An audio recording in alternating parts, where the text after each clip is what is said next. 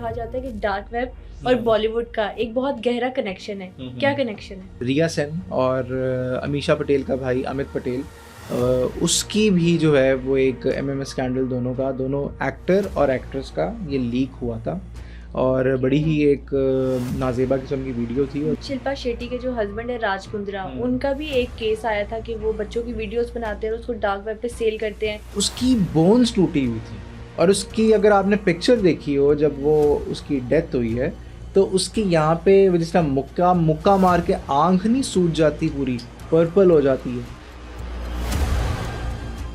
कहा जाता है हिट एंड रन केस था सलमान खान का, उसकी सीसीटीवी भी डार्क वेब पे लीक हुई थी। सारी मीडिया को पता है कि विवेक को जब सलमान खान के साथ उसका फड्डा चल रहा था ऐश्वर्या राय के पीछे, तो विवेक को थ्रेट कॉल्स आती थी।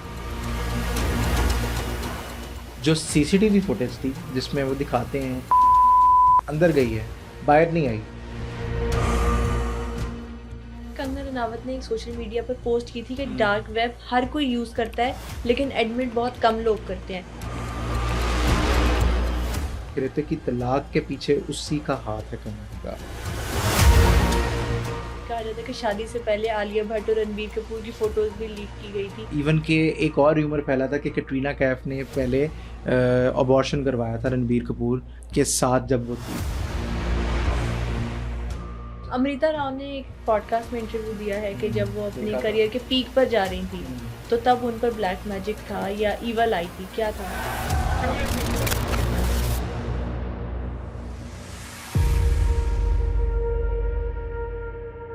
बॉलीवुड का डार्क वेब और ब्लैक मैजिक से एक गहरा कनेक्शन है। ऐसी कई बातें आपने सुन रखी होंगी, लेकिन क्या आप जानते हैं कि अमृता राव पर आखिर काला जादू किसने किया था? दीपिका और अनन्या पांडे की ड्रग चैट्स डार्क वेब पर किसने लीक की थी? और क्या विवेक ओबराय का करियर खराब करने के पीछे सलमान खान का हाथ था? ये सब बातें जानने के लिए आज के एपिसोड को एंड तक जरूर देखें। हमारी ज्यादातर ऑडियंस ने अभी तक चैनल को सब्सक्राइब नहीं किया। अगर आपको लगता है कि अपने पॉडकास्ट के जरिए मैं आपको वैल्यूएबल कंटेंट दे रही हूँ तो सुपर नॉर्मल पॉडकास्ट को अभी सब्सक्राइब कीजिए। अस्सलाम वालेकुम Meraj, welcome to super normal podcast. कैसे हैं आप? Thank you so much. First of all मैं आपको मुबारकबाद देना चाहूँगा, इतना ज़बरदस्त और बेहतरीन किस्म का आपने स्टूडियो जो है सेट किया है। और after like such a long time finally मैं आपके स्टूडियो में आया और अब हम एक पॉडकास्ट जो है वो करने लगे हैं। बहुत देर से मैं आपको इनवाइट कर रही थी लेकिन कुछ ना कुछ मिसहैप हो जाता था। जिन्नात तो नहीं पीछे लग जाते थे कि लबीबा के स्टूडियो नहीं सकते क्योंकि उनको बस ये होता था कि ये बंदा किसी तरह लबीबा के स्टूडियो ना पहुंच जाए और अपनी स्टोरीज को जो है वो ना बताए। तो आप इतने ज्यादा सीक्रेट्स भी तो रिवील करते हैं। आपने किसी भी बॉलीवुड का अगर डार्क मैजिक का स्कैंडल हो वो नहीं छोड़ा, कोई डार्क वेब की स्टोरी हो वो नहीं छोड़ी। लास्ट टाइम हमने ब्लैक मैजिक पर पॉडकास्ट किया था, इस दफा मैं पॉडकास्ट में आपसे पूछना चाहती हूँ कि कहा जाता है कि डार्क वेब और बॉलीवुड का एक बहुत गहरा कनेक्शन है। क्या कनेक्शन है? अच्छा, सबसे पहले एक तो लोगों का जो मिसकंसेप्शन है कि डार्क वेब पे बहुत सारी इलीगल एक्टिविटीज़ होती हैं लेकिन ऑब्वियसली डार्क वेब को समझने से पहले हमें द टर्म वेब है उसको समझना बहुत लाजमी है। अब एक वेब होती है जिसको कहते हैं सरफेस वेब, जिस पे आपकी डिफरेंट वेबसाइट्स आती हैं जो हम इजीली एक्सेस कर सकते हैं, गूगल, यूट्यूब। दूसरा होता है जिसमें आपका इंडेक्स यूज़ होता है, ठीक है, जिसमें आपके ईमेल्स आते हैं, अकाउंट्स आते हैं, लॉगिन्स आते हैं, बैंकिंग पोर्टल्स आते हैं जो ऑनलाइन बैंकिंग सिस्टम है। हाँ, वो ये दोनों चीज़ें लीगल हैं। डार्क वेब एक एनोनिमस आईपी और एनोनिमस एक लिंक होता है जिसके थ्रू आप उसका ना आईपी ट्रेस कर सकते हो, कोई भी एक्टिविटी हो रही हो, चाहे वो इलीगल कोई काम हो रहा हो, जो अथॉरिटीज़ हैं वो कभी भी उस एक्टिविटी को या उस रूट को वो ट्रेस नहीं कर सकेंगे। तो इसलिए बहुत सारे जो ये लोग होते हैं जो कि इलीगल एक्टिविटीज़ में मुलव्वस होते हैं वो डार्क वेब का सहारा इसलिए लेते हैं क्योंकि उनको यही डर होता है कि अगर हम डार्क वेब के थ्रू अपना कोई ना कोई इलीगल काम करेंगे तो हम पकड़े नहीं जाएंगे। अच्छा, इलीगल एक्टिविटीज होती कौन कौन सी? देखें लबीबा, आपको पता है कि आप अक्सर फिल्म्स में जो डिपेक्ट किया जाता है वो रियलिटी को ही शोकेस किया जाता है बल्कि, और उसमें एक तो आपकी जो वेपन्स बिकते हैं, फिर आपकी ह्यूमन ट्रैफिकिंग होती है, फिर आपकी जो ये बाइंग एंड सेलिंग है, फिर Oh my God. Ammunition, terrorism, इस तरह की एक्टिविटीज़ जो है इलीगल होती हैं डार्क वेब पे। और क्यों होती हैं? क्योंकि ऑब्वियसली आपका एक वसी किस्म का नेटवर्क है, और इसके थ्रू जब ऑब्वियसली कोई भी टेरर ऑर्गेनाइजेशन जब एक छोटी सी मिसाल दे रहा हूँ, कोई वेपन बाय करेगी या एम्यूनेशन बाय करेगी किसी एक ख़ास मकसद के लिए, तो कोई भी अथॉरिटी का जो बंदा है, ऑर्गेनाइजेशन का जो बंदा है, वो उस चीज़ को टैप नहीं कर सकेगा। तो इसलिए बहुत सारे जो ड्रग लॉर्ड्स हैं, जो वेपन्स का इस्तेमाल करते हैं, मैस मर्डर में इन्वॉल्व होते हैं, वो डार्क वेब का सहारा लेते हैं, क्योंकि एक तो ट्रांजैक्शन बहुत सेफ एंड सिक्योर होती है उनके लिए, क्योंकि ऑब्वियसली अच्छा। जब कोई इस तरह की ट्रांजैक्शन एक ऐसे एनोनिमस आईपी एड्रेस के थ्रू हो, तो चीज़ें जो हैं वो आप कभी भी कोई ट्रेस नहीं कर सकते, और ऑब्वियसली पकड़े जाने का जो एक ख़तरा होता है वो भी कम वो होता भी है। डल जाता है। और ह्यूमन ट्रैफिकिंग, आपकी जो ऑनलाइन सेलिंग होती है लड़कियों की, लड़कों की, और आपका ये जो पॉर्न मटेरियल सारा जो है वो बिक रहा होता है, मोलेस्टेशन, चाइल्ड अब्यूज़, ये सारी वीडियोस जो हैं ये डार्क वेब पे मौजूद होती हैं। अच्छा, फिर बॉलीवुड फिल्म इंडस्ट्री की अगर हम हम्म। बात करें, ये कहा जाता है कि बॉलीवुड में जो एक दूसरे पर जादू कराया जाता है, तो जादू के लिए मटेरियल चाहिए होता है, जैसे मसान की राख, वो भी डार्क वेब से खरीदी जाती है। अच्छा, मसान की राख तो आपको कुंभ के मेले से भी मिल जाएगी, क्योंकि कुंभ के मेले में उनके जो साधु बैठे होते हैं वो वही काम कर रहे होते हैं। और मसान, क्योंकि आपको पता है इंडिया बहुत बड़ा कंट्री है, और वहाँ पर हर बंदा आमिल बैठा हुआ, हिंदू आमिल वहाँ पे बैठा होता है, और लोग मेरे ख्याल से हिंदुइज़्म को कम बल्कि इन चीज़ों में ज़्यादा यकीन रखते हैं, जो कि मैंने नोट किया है। और दूसरा ये कि बॉलीवुड, आपने पहला सवाल ये किया था कि बॉलीवुड की जो सीक्रेसी है वो रिवील होती है डार्क वेब पे या नहीं। देखें, बॉलीवुड की जो आधी से ज़्यादा आप देखती हैं कि कोई स्कैंडल आ गया, एमएमएस लीक हो गया किसी का, और किसी की कोई चैट लीक हो गई, ये जानबूझ के खुद ब खुद करवाई जाती है। अब क्यों करवाई जाती है? ऑब्वियसली उसके पीछे कोई ना कोई एक मोटिव होता है, और जैसे डीप फेक, ठीक है, डीप फेक आप फेस किसी और का लगा के और आप बड़ी एक नाजेबा किस्म की वीडियो जो है वो बना तमन्ना रहे हो। भाटिया की पिछले दिनों एक डीप फेक वीडियो रिलीज हुई Yes. थी। तो वो आप बॉलीवुड वाले खुद जानबूझ के जो है वो ये करवाते हैं। बेसिकली ये एक पब्लिसिटी स्टंट होता है, और ये अभी से नहीं हो रहा है, ये 2000 से जो है वो स्टार्ट हुआ है। आपके रिया सेन और अमीषा पटेल का भाई अमित पटेल, उसकी भी जो है वो एक एमएमएस स्कैंडल, दोनों एक्टर और एक्ट्रेस का ये लीक हुआ था, और बड़ी ही एक नाजेबा किस्म की वीडियो थी। और ये वीडियो जब लीक हुई थी तो at that time back in 2009 it took the internet by the storm, मतलब कि उसने तहलका मचा दिया था। और उस टाइम पे कहते ही हैं कि अमित पटेल इस तरह की डिफरेंट एक्टिविटीज़ में इन्वॉल्व था, और पहले फिल्मों में भी आता रहा था, लेकिन अब ऑब्वियसली इतनी एक्टिविटीज़ होने के बावजूद और इतनी सारी चीज़ें अंडर द टेबल करने के बावजूद वो इस तरह की एक्टिविटीज़ को सपोर्ट बिल्कुल नहीं करता अब, लेकिन पहले ये सारी चीज़ें वो करता रहा है। अच्छा, शिल्पा शेट्टी के जो हस्बैंड है राज कुंद्रा, उनका भी एक केस आया था कि वो बच्चों की वीडियोस बनाते हैं और उसको डार्क वेब पे सेल करते हैं। शिल्पा शेट्टी ने भी अपने हस्बैंड को सोशल मीडिया पे अनफॉलो कर दिया था इसके बाद, और बहुत कंट्रोवर्शियल ये रहा था मामला। अच्छा, सारे करते हैं, और इसी की रीज़न है कि जब सुशांत सिंह राजपूत, जिसको लोग सुसाइड डिक्लेयर करते हैं, तो सुशांत सिंह राजपूत ने यही एक पीडोफाइल का जो रिंग था बॉलीवुड का, जिसमें बहुत बड़े बड़े नामों को वो एक्सपोज करने लगा था, तो उसको मार दिया गया था। तो ये चीज़ें होती हैं, ये खाली इंडिया में नहीं होती, ये पाकिस्तान में भी होती है। इसकी सबसे बड़ी एग्जांपल जो है वो आपका कसूर इंसिडेंट, जो इतने सारे बच्चों की वीडियोस बनाई हुई थी, बच्चियां थी, छोटी बच्चियां, छोटे बच्चे थे, और इतने गलत काम उनके साथ हो रहे थे, और वही वीडियोस को सेल किया जा रहा था डार्क वेब पे। अब ये जब चीज़ ऑब्वियसली जब लीक होती है, जब रिवील होती है इस तरह की चीज़, तो कोई ना कोई अंदर सिस्टम में बंदा बैठा मौजूद होता है, जो कि चाह रहा होता है कि उसका नाम सामने ना आए, लेकिन ये चीज़ जो हो रही है ये गलत है और ये एक्सपोज होनी चाहिए है।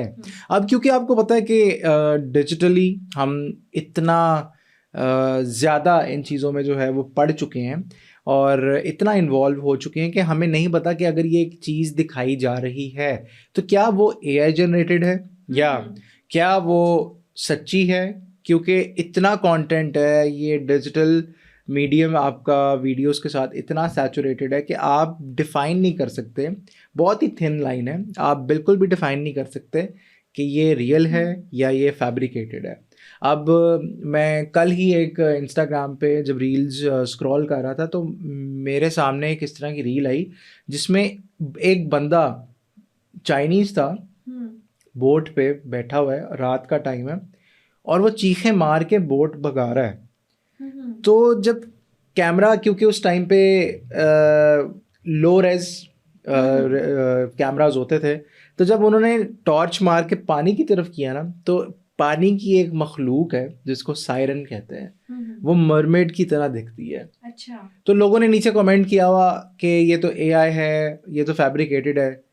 लेकिन मैंने ये वीडियो पहले भी देखी हुई थी, मतलब आज से रियल थी, आज से 10 साल पहले।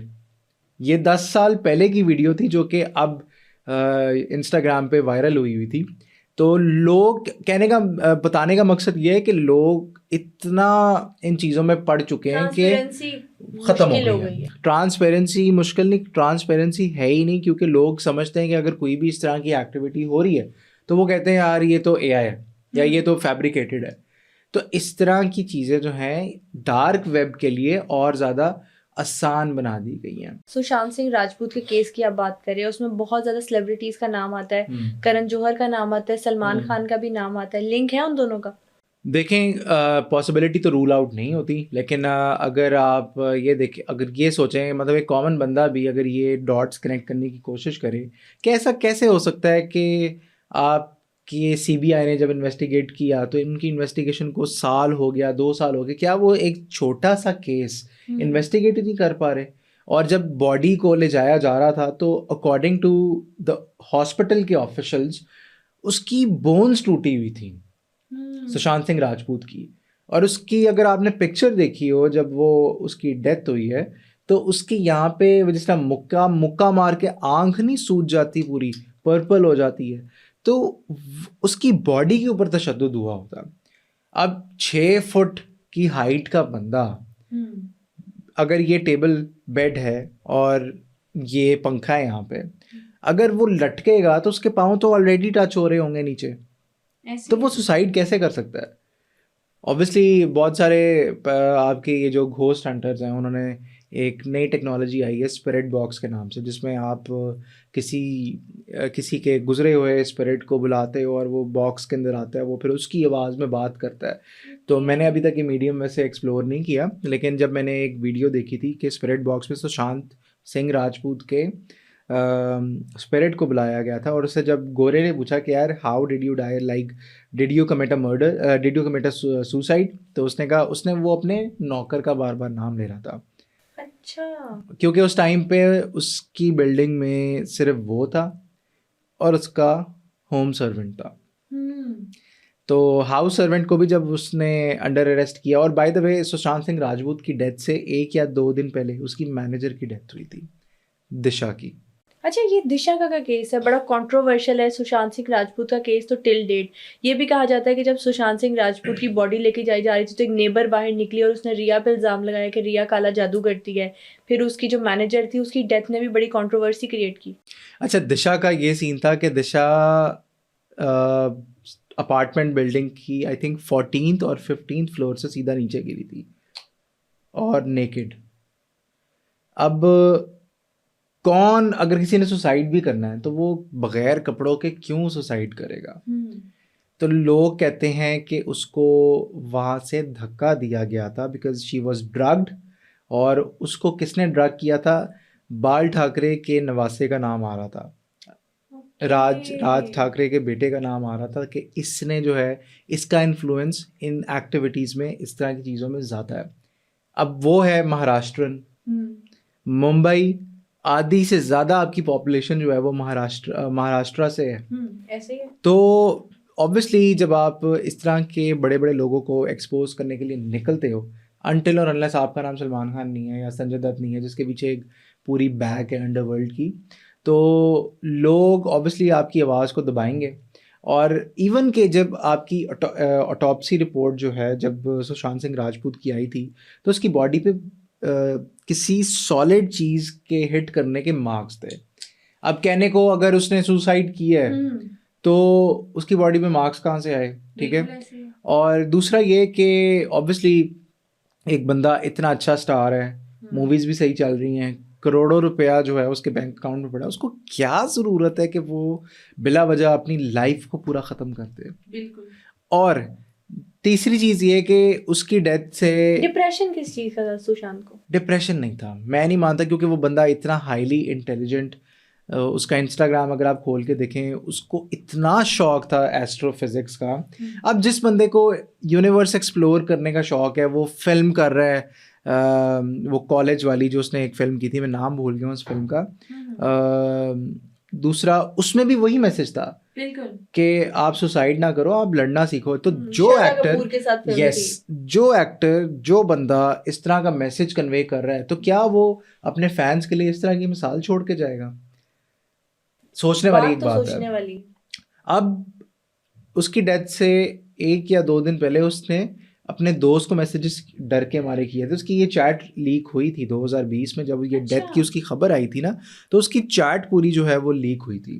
और उसकी चैट में ये बाकायदा तौर पे उसने ये लिखा हुआ था कि मुझे डर लग रहा है ये लोग मुझे मार देंगे। अब वो ये लोग मुझे मार देंगे, ये किन लोगों की बात कर रहा है? ऑब्वियसली ये टॉप के नोटेबल बॉलीवुड की पर्सनालिटीज़ हो सकती हैं, किसी गवर्नमेंट ऑफिशियल्स की पर्सनालिटी हो सकती है। तो चीज़ें जो हैं वो इस तरह 2020 में सामने आई थी। अच्छा, सलमान खान का भी आपने नाम लिया, ये भी कहा जाता है हिट एंड रन केस था सलमान खान का, उसकी सीसीटीवी भी डार्क वेब पे लीक हुई थी। सलमान खान, आपने सलमान खान का नाम लिया, सलमान खान ने एक एक्टर का ही पूरा कैरियर उड़ा दिया था, तो सीसीटीवी गायब होना तो बड़ी दूर की बात है। सलमान खान के साथ कोई भी पंगा नहीं ले सकता। किस एक्टर का कैरियर उड़ाया था? विवेक ओबराय, सिर्फ और सिर्फ ऐश्वर्या राय के पीछे।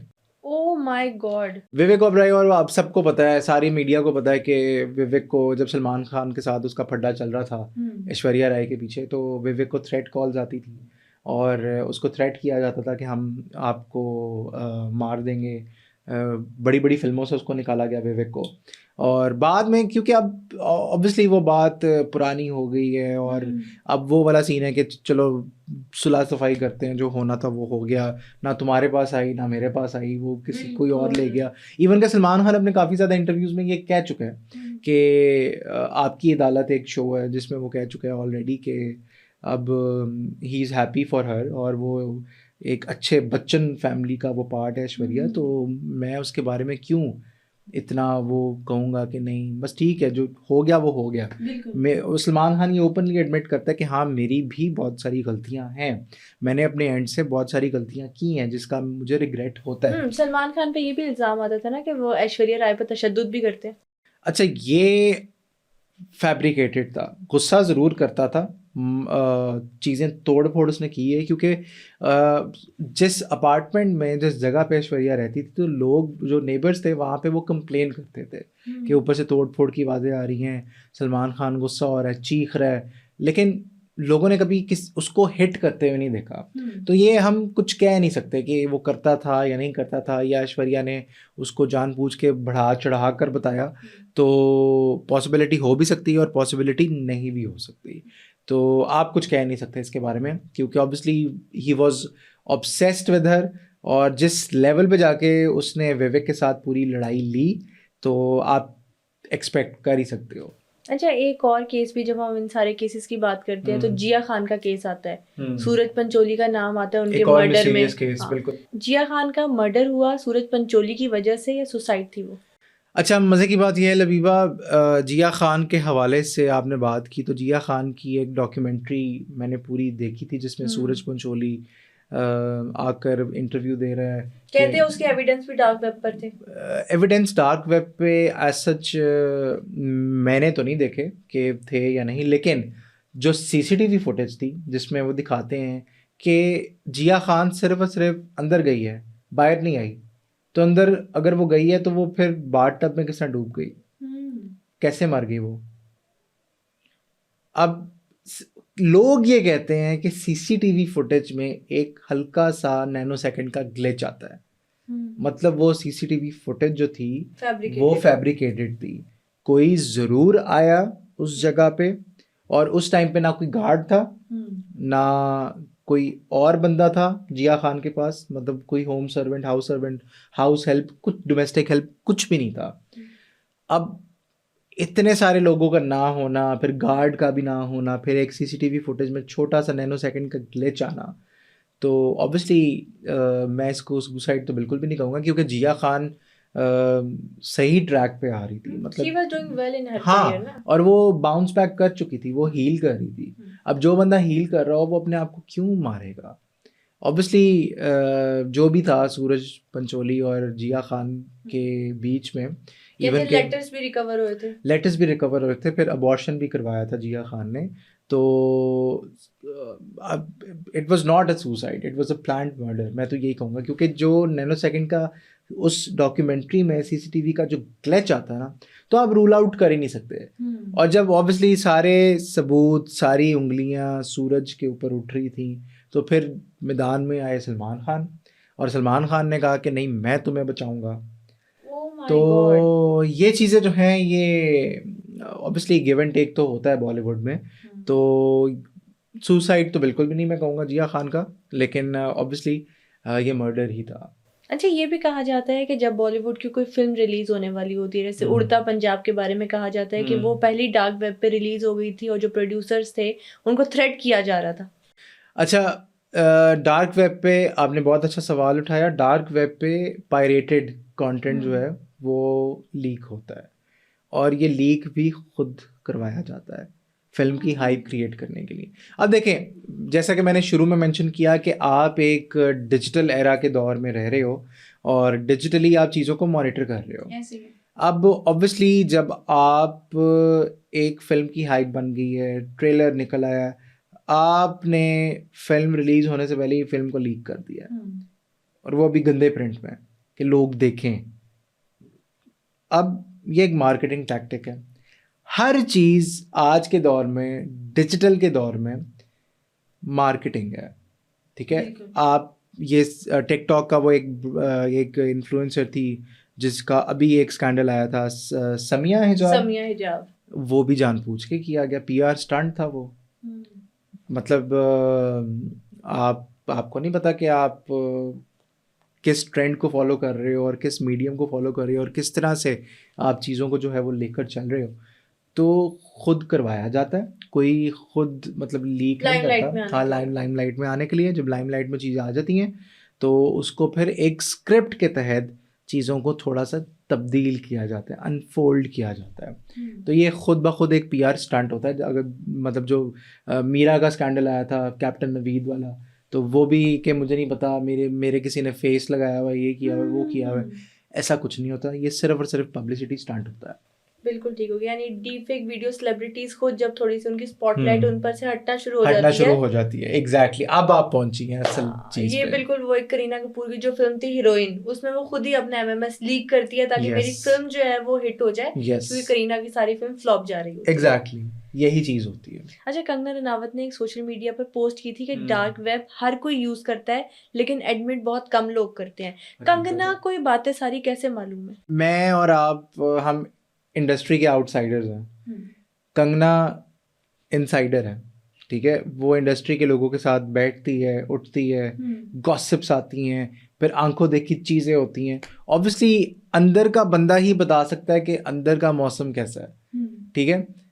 क्या अंदर का मौसम ठंडा है, और अगर ठंडा है तो उसको गर्म करने के लिए क्या मुलाजमात जो हैं वो किए जा रहे हैं, इंतज़ाम क्या किया जा रहा है। तो ये चीज़ें सिर्फ एक अंदर का बंदा ही बता सकता है। और ऑब्वियसली जब आप इंडस्ट्री में तरह तरह के लोगों के साथ आपका उठना बैठना होता है, तो आपके पास, और वैसे भी बात अगर आप कंगना रनौत की कर रही हो, तो कंगना रनौत की खुद की हिस्ट्री कोई इतनी अच्छी नहीं है। उनके ऊपर भी बहुत तरह तरह के इल्ज़ाम लगे थे कि ब्लैक मैजिक उन्होंने करवाया ध्यान सुमन के ऊपर, और फिर ऋतिक रोशन के पीछे थी, और कहा यह भी जाता है कि उसकी तलाक, ऋतिक की तलाक के पीछे उसी का हाथ है कंगना का। तो she was madly in love with Hrithik. तो ये चीज़ें जो है, ये ऑब्वियसली जो वो कहती हैं कि डार्क वेब का इस्तेमाल तो हर कोई करता है, लेकिन बताता कोई नहीं है। हकीकत है, बॉलीवुड सेलिब्रिटीज़ ड्रग्स चाहिए। अब ड्रग्स ऑब्वियसली आप व्हाट्सएप पे किसी को नहीं कुछ कह सकते, आपकी चैट्स लीक हो जाती हैं, इनक्रिप्टेड कुछ भी नहीं है आज के ज़माने में। आप कॉल नहीं किसी को कर सकते, आपकी कॉल टैप हो जाती है।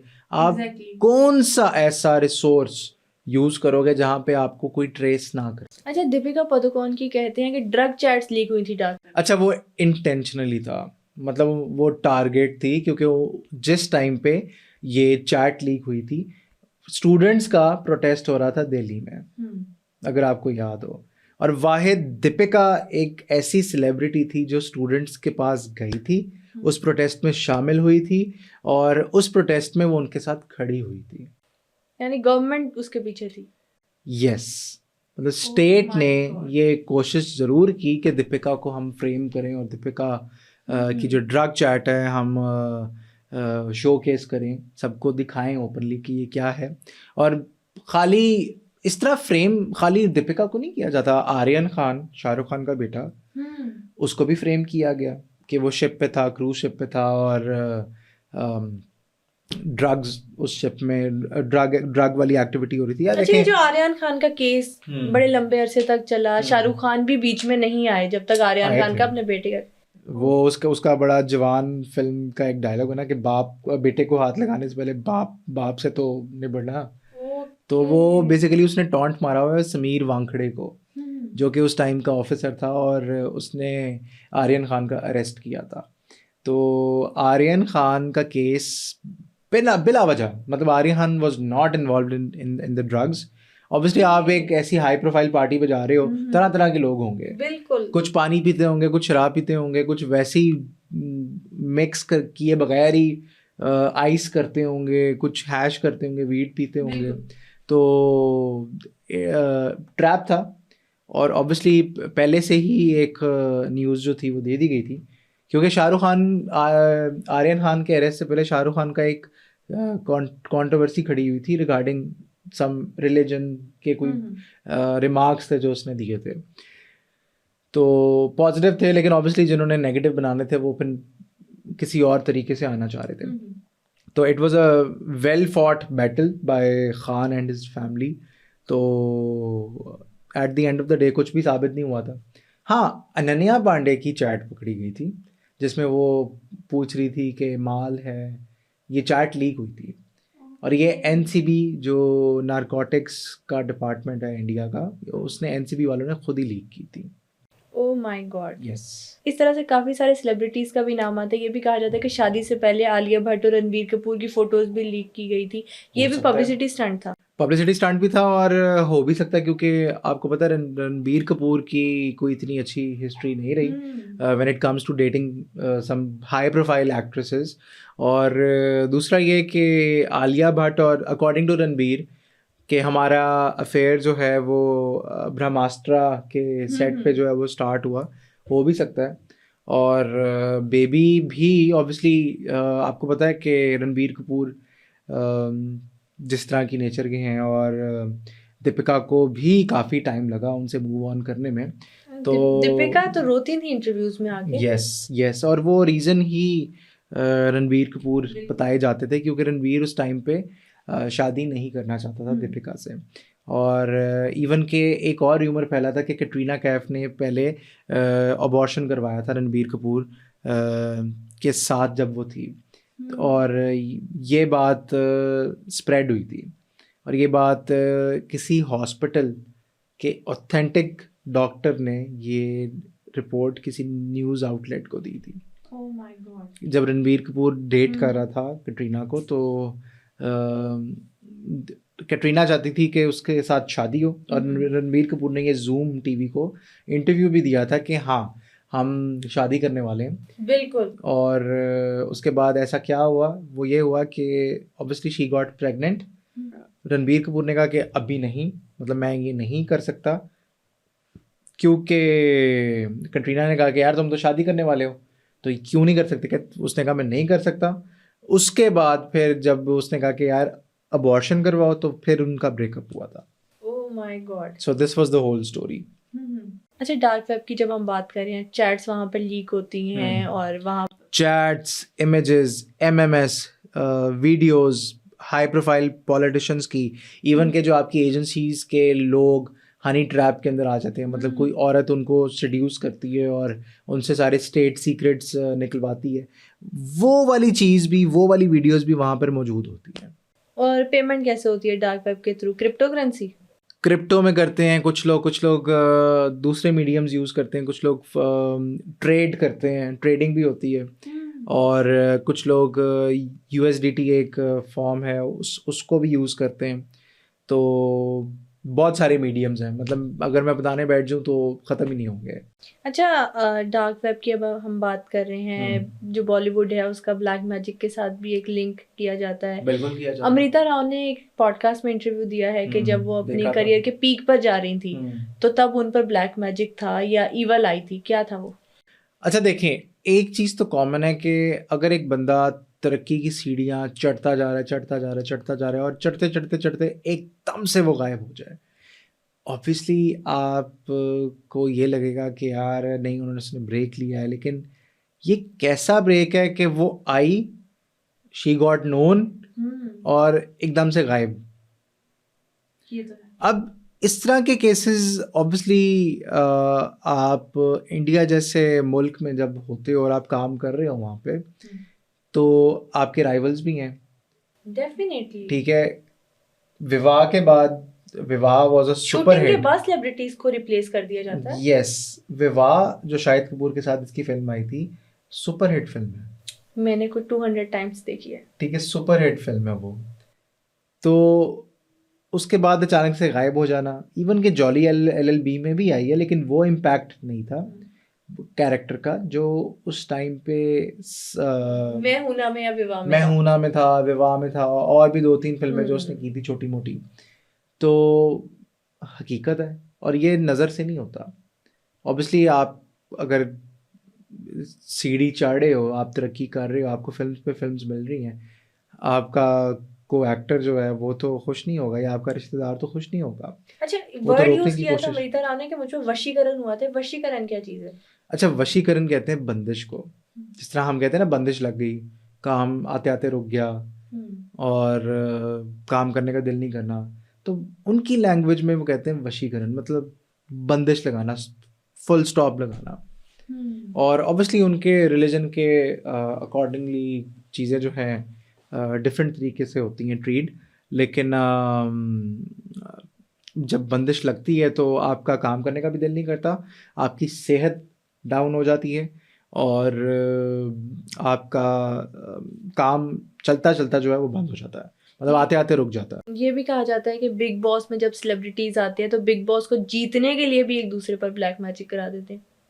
बिल्कुल, क्योंकि इस तरह ये जो जितने भी ये बड़े बड़े टीवी शोज़ होते हैं, चाहे ड्रामाज हों, टीवी शोज़ हों, इनके लिए आपको पता है कितनी कितनी इंडिया में जो है वो हवन करवाए जाते हैं कि हमारा ड्रामा सुपर हिट हो। हवन कराते हैं, मंत्र पढ़े जाते हैं। महेश भाट को एक पंडित ने कहा था कि आप पान में ह्यूमन फ्लैश रैप करके किसी इन्वेस्टर को खिला दो तो तुम्हारी फिल्म का जो है वो जो स्ट्रगल चल रही है तुम्हारी वो ठीक हो जाएगी। अब लोग करते हैं, ये तो सीक्रेट्स है ना, ये तो अंदर की बातें हैं। तो लोगों को भी कोई ना कोई इस तरह का सोर्स ज़रूर चाहिए जिसको वो यूज़ कर सकें। अब अक्सर एक कॉमन बंदे के माइंड में सवाल आता है कि यार शाहरुख खान इतना बड़ा सुपरस्टार है, यार इसको नहीं नज़र लगती, इसके ऊपर नहीं कोई कुछ कराता। या चलो रणवीर सिंह इतना टॉप का एक्टर है, यार इसको नहीं नज़र लगती, इसके ऊपर कोई कुछ नहीं कराता। आपको क्या पता ये लोग क्या ना, मतलब क्या क्या करते हो अपनी प्रोटेक्शन के लिए। हवन करवाते हैं, गंगा जल का इस्तेमाल करते हैं या क्या पढ़ते हैं, दरगाह पे जाते हैं, चादर चढ़ाते हैं। बहुत पीछे पूरी एक बैकअप होता है, पूरा एक सपोर्ट होता है पीछे। शाहरुख खान इस दफा अपनी बर्थडे पर मन्नत के बाहर आके उसने वेव भी नहीं किया और उसने रीजन भी नहीं बताई। ये भी कहा जा रहा था कि रीजन ये है कि उसके जो कुछ न्यू प्रोजेक्ट्स आ रहे हैं उससे पहले नजर ना लग जाए। यस, अब वो मानते हैं इन चीज़ों को।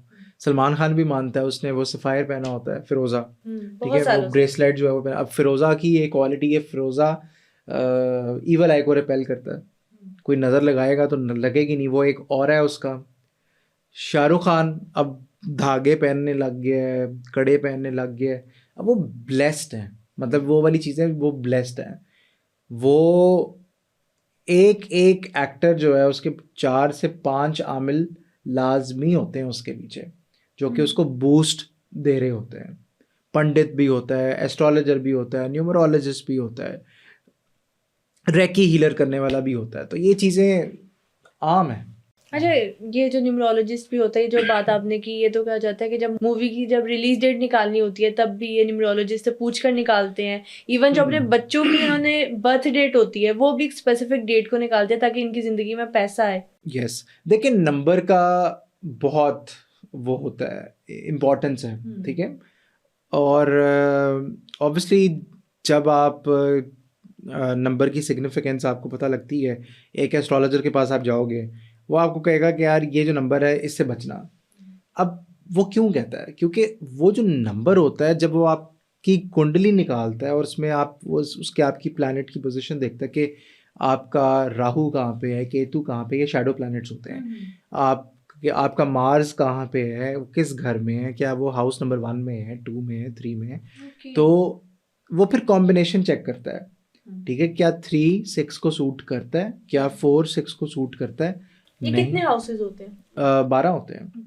ये कहा जाता था कि शिफाली जड़ेवाला की जो डेथ हुई 8th हाउस में उसके कोई मसला था जो उसे कार्डियक अरेस्ट आया था। बिल्कुल, ये कुछ एस्ट्रोलॉजर्स यहाँ तक भी प्रिडिक्ट कर देते हैं वैदिक एस्ट्रोलॉजी के थ्रू, क्योंकि वैदिक एस्ट्रोलॉजी सबसे पुरानी एस्ट्रोलॉजी है, 2000-3000 साल पुरानी, मतलब 4000 साल पुरानी है वो, कहा जाए तो वो इजीली जब वो प्लैनेट्स की पोजीशन देखते हैं तो 8th हाउस की आपने बात की, तो ऑब्वियसली कोई ना कोई इस तरह का प्लैनेट होगा जो उस हाउस को सपोर्ट नहीं कर रहा होगा, जो कि कॉम्प्लिकेशंस हेल्थ वाइज पैदा कर रहा होगा।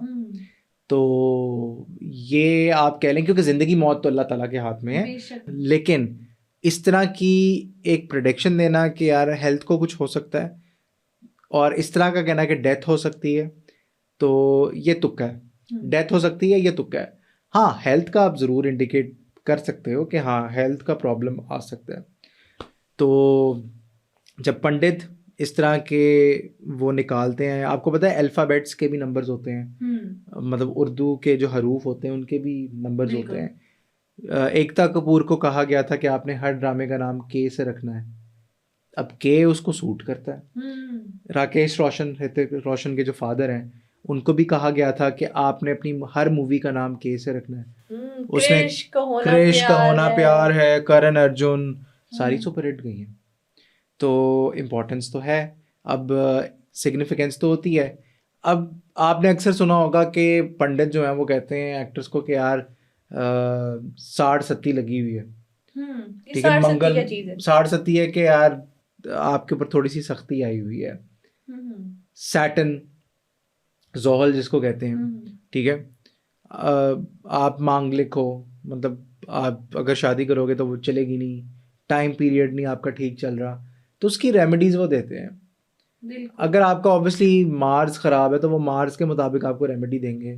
अब मार्स का कलर है रेड, तो वो कहेंगे या तो गोश्त दे दो या चिली पाउडर से आप स्प्रेड कर दो, ठीक है, कुछ पढ़ के रेड चिलीज यूज़ कर लो। मतलब डिपेंड करता है कि कोई ना कोई रेमेडी हुआ है वो दे देंगे। बिल्कुल, जैसे हम कहते हैं कि लाल मिर्चों से नजर उतार लो। एक्टर्स ब्लाइंड, मतलब एक्टर्स क्या, वो लोग ब्लाइंडली इस चीज पर जाते हैं। देखिए, मैं ज़रूर मानता हूँ कि अल्लाह ताला ने ये कहा है कि मुझ तक पहुँचने के वसीले तलाश करो। अब इसका मतलब ये नहीं कि आप उसी को अपना जो है वो मज़हब बना के बैठ जाओ, बिल्कुल ऐसे, ठीक है। दूसरी चीज़ को, अब वसीला क्या है, आप किसी अल्लाह वाला के पास जा सकते हो, आप उससे कह सकते हो मेरे लिए, मेरे हक़ में दुआ कर दें, क्योंकि हो सकता है उसकी दुआ ज़्यादा जल्दी कबूल होती हो उसके अमाल की निस्बत। तो ये चीज़ें हैं और ये चीज़ें होती हैं, इंडिया में बहुत ज़्यादा है। अच्छा, ये भी कहा जाता है कि जो रेड रूम्स होते हैं, सेलिब्रिटीज उन रेड रूम्स की एक्टिविटीज में भी इन्वॉल्व होते हैं। रेड रूम्स में होता क्या है? रेड रूम्स में कास्टिंग काउचेस होते हैं और बहुत सारे इस तरह के टॉप नोटेबल प्रोड्यूसर्स हैं। देखिए, बॉलीवुड जितना बाहर से ग्लैमरस लगता है उतना है नहीं, ठीक है। और ये खाली बॉलीवुड का मसला नहीं है, ये हर शोबिस इंडस्ट्री का मसला है। आप अमेरिका जाएंगे, आपको तरह तरह के अब केसेस सामने आ रहे हैं। मतलब अमेरिका में भी मी टू मूवमेंट जो है वो चल रही है। वो वाली एक्ट्रेसेस जो 20-20, 25-25 साल उन प्रोड्यूसर के साथ काम कर चुकी हैं और हिट फिल्में दे चुकी हैं, अब वो उन्हीं प्रोड्यूसर्स के अगेंस्ट खड़ी हो रही हैं कि इसने ये किया था मेरे साथ इस टाइम पे, इसने ये किया था मेरे साथ इस टाइम पे। तो इस तरह की चीज़ों में लोग मुलव्विस हैं। शारन एक हॉलीवुड की एक्ट्रेस थी जिसका मर्डर हो गया था लॉस एंजलिस में। चार्ल्स मेसन ने एक ऑकल्ट ग्रुप बनाया था और वो किलिंग स्प्री पे निकल गया था कि मुझे ताकत मिलती है, मुझे डेविल कह रहा है कि इनको मारो, इनको मारो। तो इस तरह की चीज़ें जो हैं वो जब टेप्स, आपने अक्सर सुना, वो नेटफ्लिक्स पे एक सीज़न आया टेप्स ऑफ टेड बंडी, एक सीरियल किलर था जो कि औरतों को अपनी कम्युनिकेशन स्किल से घेरता था, उनको डेट करता था, फिर उनको ड्रग करके, उनका रेप करके उनका गला काट देता था। अमेरिका का था। अब वो टेप्स रिवील हुई हैं उस डॉक्यूमेंट्री में। अब वो टेप्स किधर से आई? Dark web. Oh my god. वहाँ से लीक हुई, वहाँ पे किसी ने लीक की, वहाँ से एजेंसीज ने उठाई और वो फिर डॉक्यूमेंट्री में टेप्स जो हैं वो यूज़ हुई हैं। अच्छा नीरज, अगर मैं आपसे लास्ट में पूछूं कि बॉलीवुड का डार्क वेब से या ब्लैक मैजिक से रिलेटेड सबसे शॉकिंग केस आपको लाइफ में कौन सा लगा है, तो कौन सा कोट करेंगे? देख, सारी शॉकिंग है वैसे तो, लेकिन ये जो स्कैंडल आया था रिया सेन और अमित पटेल का, क्योंकि मैं एक्सपेक्ट नहीं कर रहा था इस तरह की चीज़ भी निकलेगी, और वो भी बॉलीवुड के किसी बंदे की। और मैं उस टाइम पे आई थिंक स्कूल में होऊंगा जब ये स्कैंडल सामने आया था, ठीक है। तो मेरे लिए काफ़ी शॉकिंग था। और दूसरा ये जो अध्यान सुमन ने कंगना के ऊपर इल्ज़ाम लगाया था कि इसने ब्लैक मैजिक किया है और ये करती रही है। कंगना पे तो विच क्राफ्ट का भी इल्जाम तो था ना? मुझे हमेशा लगता था कंगना मजलूम है, शक्ल इस तरह की है ना, मतलब एक बंदे एक परसेप्शन होता है।